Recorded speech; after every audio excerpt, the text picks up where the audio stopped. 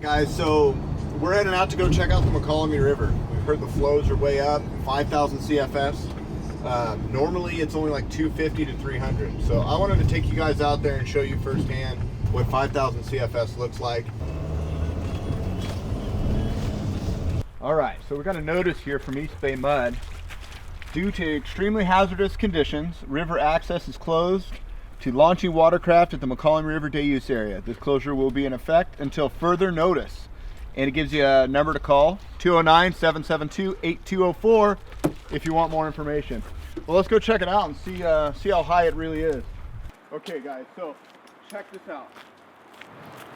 Down here is the day use area where we normally would stop and picnic and have lunch. And that is about 4 feet underwater. It is just a raging river. Look at Daxie. Daxie, get out of there, dude. You're not a salmon, get out of there. You guys, I was hoping to walk you guys to the dam to show you the water coming out of the spillway. The road that normally takes us there is completely underwater. So we're here right below Comanche Dam. You probably can't see it on camera, but the dam is literally right there. But we're not gonna be able to get there to show it to you guys because the whole road is covered in water. It is cruising through here. All right. Let's go check out the put-in where we normally launch our kayaks. See what that's like. So we came down to the kayak launch. This is the day use area just below Comanche Dam. And this is where you normally pull your car down to unload your kayak. It's all underwater. The picking table, the bench. That bench is usually 10, 15 feet out of the water depending on water levels. And it's just all underwater.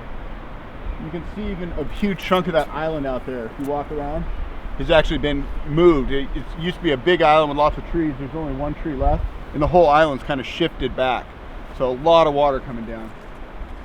So at this spot, I actually left Dax in the car because here to get out here into this current, it's ripping. He would just go. And over here, where it's normally a walking trail or we ride our bikes around to get to fishing spots, is a raging rapid right now. So I didn't want him to get swept anywhere, so we left him in the car this time. Pretty wild.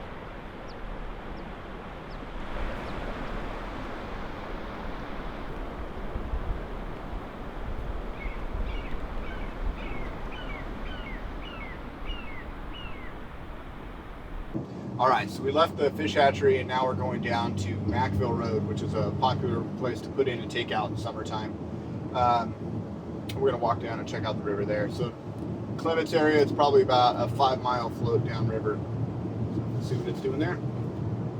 So the park's actually closed here at Macville, but we're just gonna walk through here and get a quick shot of the river and we'll be on our way. All that down there, those 2 end tables are also underwater completely. Wow. You can't even see it because it's metal. Yeah. Attached to the bottom. And normally none of these trees here, period, are in water. They're all down to the bank. The bank exists. The old bank was maybe 8 feet on the other side of the bottom column. Oh, okay. That's where the bank was, where you guys had to pull up to get yeah. out, right? Wow. It's still there, but we don't know how much is going to be broke down after all the water goes down. We're noticing up higher, one of the islands is actually shifted, and you can see it rocking with the tree on it. And it's going to change the flow of the river up there is what happened. Yeah. Have you seen any trees and stuff coming down? Oh yeah, logs. Debris? Debris, fishing poles, even fishing lure boxes, all kinds of stuff. Oh, really? Hopefully no upside down kayaks. We did, you probably heard about that one 4 or 5 days ago. Oh, is there a rescue out here? Wasn't a rescue, he rolled over, thank God he had a life jacket. Well, the neck monitor, the plates. Yeah. He had that on, it saved his butt, but the water was ice cold. He was cold for 3 hours afterwards. He couldn't warm up. Well, thank God he had his life jacket Yeah, on. if he didn't have his life jacket on, it would have been an issue. And 3 days ago, the water wasn't anything like this, right? 3 days ago, it was at 1,400, which is still high. Yeah. Okay, but you could go down it. Yeah. But not real safe. Then it went to 3,000, 4,000, 5,000. Do you think it'll go up after all this rain we're getting? Well, the only thing that's going to go up from the rain is anything from the dam to Lodi. Okay, gotcha. So because they, by law, well, not by law really, but they cannot release more than 5,000 CFS. Okay, gotcha. Okay, if they do, it has to be a dire emergency, the dam breaking or something like that. That was cool to get an interview with Dave. Like he's lives here all the time, so he knows exactly what the river's like.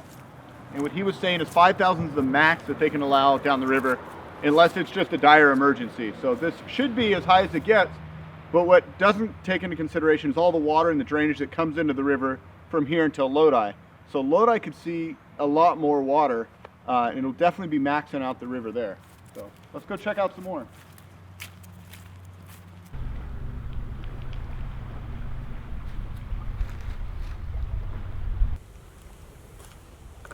All right, so here we are. We came down to Heritage Oaks Winery to see the Mokelumne River. This is another access point that people can use. They buy a bottle of wine, you can launch here. But normally where you're launching your kayak is about 15-20 feet. This is always very much of a channel. And you can see right now, it's maybe about 2 foot from the trail. And it's just ripping through here. Normally it's just a meandering, gentle current. But it's insane. This area to my right is normally a meadow, and as kids in the Boy Scouts, we used to camp out over here, and it's under about 10 feet of water right now. So one thing that's really cool about Heritage Oaks is it's not just a winery, it's actually a whole property that you can explore. There's tons of hiking trails, there's picnic areas all around, and he's totally happy to just let people come out, enjoy the wildlife, enjoy the birds. So normally it's all a grassy meadow. I've never seen this area completely underwater like this. So much water right here. And the pathway we're rocking, this levee is normally like 15 feet up out of the water. And it's just barely dry right now. All right, so this is where the kayakers would normally get in and out right here. There's usually a nice grassy area. There used to be a horseshoe pit down here. And I mean, we'd probably launch another 50, 60 feet out from where we're at now. All right, so we just left Heritage Oaks Winery and we're going to Lodi Lake. We don't expect there to be a whole lot going on there. The river tends to stay pretty high year round, but what you are going to see is a lot more current. Usually there's no current at Lodi Lake, and we expect it to be ripping through there. So we'll get a quick snapshot. Oh wow. Fire department stopped. I wonder if somebody's in the river. Wow, so high. Anyway, sorry, we're going to be going to Lodi Lake, and we're just going to show you guys what it's like there. And then we're going to hit Woodbridge Dam, and we're going to finish this thing off where the Mokelumne and Consumnes meet down in the delta. So stick around. So here we are at the dog park at Lodi Lake, and normally this is a quiet, placid piece of river, and you can see how quickly the current's moving. We actually did this video to encourage people to not go kayaking at this high water level, so it's kind of ironic to see somebody paddling upstream. Right after that, we see this giant stump floating downriver. Those are just the hazards we want people to look out for. We're here at the Woodbridge Dam just below Lodi Lake, and as you can see, there's barely a drop between the main river and the lower river here. Normally that's about 15-20 feet. Today it's maybe 3 or 4. So a lot of water coming down here.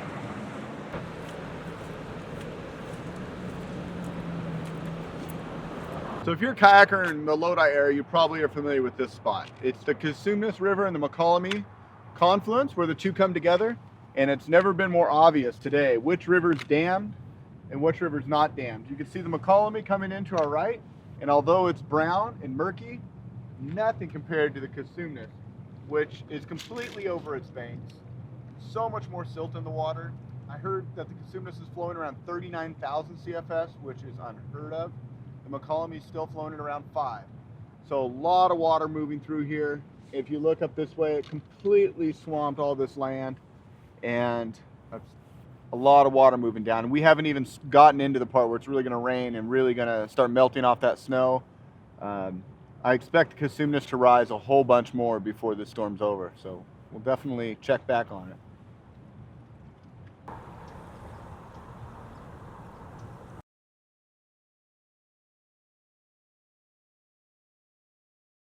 So if you're a kayaker in the Sacramento, Lodi, or Elk Grove area, you're probably familiar with this spot. We're at the Consumnes River Preserve now. To my right is the visitor center, and this is the pathway we would normally drag our kayaks down to get to the boat launch. And today, it's about a 30-foot walk instead of a quarter-mile walk. Literally, the water is right up to the ramp. And pretty incredible to think that we haven't even started the storm yet. We're going into 8 days of rain, and the Consumnes is the last undammed river in California, so all this water is going to rise. It'll be really interesting to see what it looks like next week, and we'll try to get back out here, although we probably won't get here because this might be underwater. Anyway, thanks for watching today, you guys. If you haven't done so already, like and subscribe to our videos. We love to hear your feedback, so leave a comment in the comment section, and we'll see you on the water.